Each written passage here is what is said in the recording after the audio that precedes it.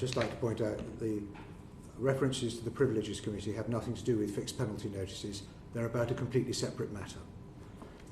As a member of the Privileges Committee, I think I'm entitled to say that. Joanna Cherry. Thank you, Chair. Good afternoon, Prime Minister. In September, the current Home Secretary told a fringe event at your party conference that ultimately the United Kingdom would need to leave the European Convention on Human Rights. And last week, when we had the Deputy Prime Minister and Lord Chancellor in front of the Joint Committee on Human Rights, I asked him about his position on the Convention, and he said, and I quote, "The government's position is very clear. We rule nothing out. Nothing is off the table for the future." So can you confirm whether you agree with your Home Secretary and whether the Deputy Prime Minister accurately described the position of your government to my committee? Yeah, I've been very clear, as I said previously. I want to deliver an immigration system, which means that when someone comes here illegally, they don't have the right to stay, and we will be able to return them either to their own country where it's safe, or a safe third country alternative where that makes sense. And it will introduce a legislation next year, and I'm confident we can deliver on the system that I want to put in place. But what I asked you is whether the Home Secretary is correct to say ultimately we'll require to leave the Convention. As I said, we'll put in place the legislation next year, and I'm sure we'll be discussing it at the time. Do you disagree with her?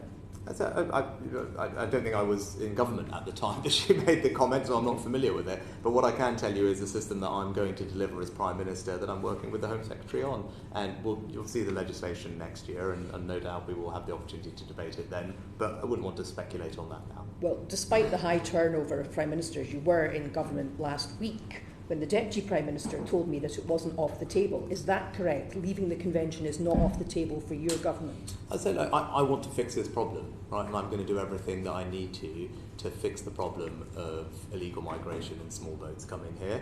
And we'll introduce legislation in the new year that will help us do that. As I said, there's lots of different things we need to do. Legislation is a part of it. Rwanda is a part of it. Our approach to Albania is a part of it. But I'm confident that we can deliver on all these things. When will the British Bill of Rights bill have a second reading? I don't have a specific date. As with all these things, it's when parliamentary time allows. Has it been deprioritised in order to allow you to concentrate on the new immigration legislation you've just mentioned? I know. Look, I'm a new Prime Minister. You would expect me to look at the entire legislative programme and then make decisions on that basis. Some things we need to do sooner rather than later, and as it is, for example, with Northern Ireland, where we had to make decisions because of the lack of a functioning executive. That meant that legislation had to be introduced at that time, not something I was anticipating beforehand. So those are the types of things that come up, but we're keen to deliver on illegal migration, and that's something that I've said is a priority. Bill of Rights bill is very much Dominic Raab's baby, very much his pet project. If the allegations of bullying against him, which are currently being investigated, are found to be true and he has to resign, would that be the end of the Bill of Rights? I don't think you'd expect me to comment on either of that. I would just point out there was also a manifesto commitment to update the Human Rights Act. But there wasn't a manifesto commitment to repeal and replace the Human Rights Act, was there? There's lots of different ways of doing it, but I'm making the broader point that a commitment to update the Human Rights Act, was there from 2019. Yeah, but my point is that Dominic Raab's bill doesn't update the Human Rights Act; it repeals it and replaces it with something else. So, are you saying that the option of simply updating it is still on the table? I was making the broader point that that's where the genesis of the policy comes from. But there are some very practical, sensible things that it would be good. I think everyone hopefully would agree.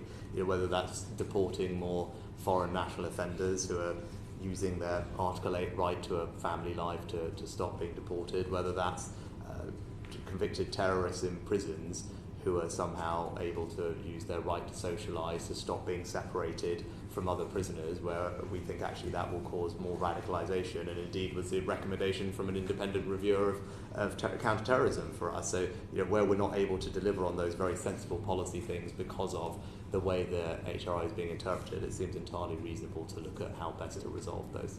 Will your new immigration laws contain any provisions derogating from the European Convention on Human Rights? Again, I'm not going to speculate on future legislation now, but I'm going to introduce legislation next year that will deliver on the immigration system that I want to see, which is if someone comes here illegally, that we will have the right to remove them to either their own country or a safe third country alternative. They should not have the ability to stay here. That's, I think, quite frankly, a common sense position that is held by the vast majority of British people, and that's the system that I wanted to deliver.